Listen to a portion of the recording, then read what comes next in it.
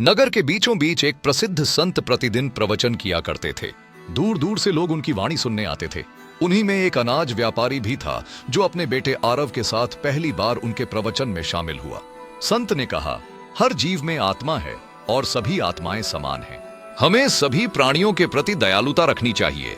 यह विचार आरव के मन में गहराई से बस गया और उसने इसे अपने जीवन में अपनाने का संकल्प लिया।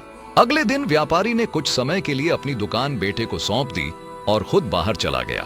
थोड़ी देर बाद एक भूखी गाय दुकान के सामने आकर रखे अनाज को खाने लगी। आरव ने पहले तो उसे भगाने के लिए लकड़ी उठाई, लेकिन संत की बात याद आते ही उसका मन बदल गया। उसने सोचा, अगर इस संसार में सभी आत्माएं समान हैं, तो यह गाय भी उसी अधिकार से भोजन कर रही है जैसे कोई इंसान करता। यह सोचकर उसने गाय को खाने दिया और खुद मुस्कुराते हुए देखता रहा। कुछ देर बाद व्यापारी लौट आया और यह देखकर क्रोधित हो गया। उसने डांटते हुए कहा, अरे तुमने इस गाय को भगाया क्यों नहीं? यह हमारा नुकसान कर रही है।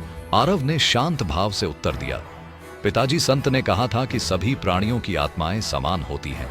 यदि हम दूसरों को भोजन से वंचित नहीं रखते तो इसे भी क्यों रोकें?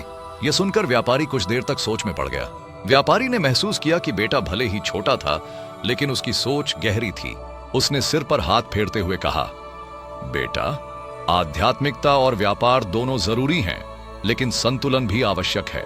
जीवन में करुणा और व्यवहारिकता को साथ लेकर चलना ही बुद्धिमानी है। सीख, जीवन में बुद्धिमानी और करुणा का संतुलन ही सच्ची सफलता की कुंजी है।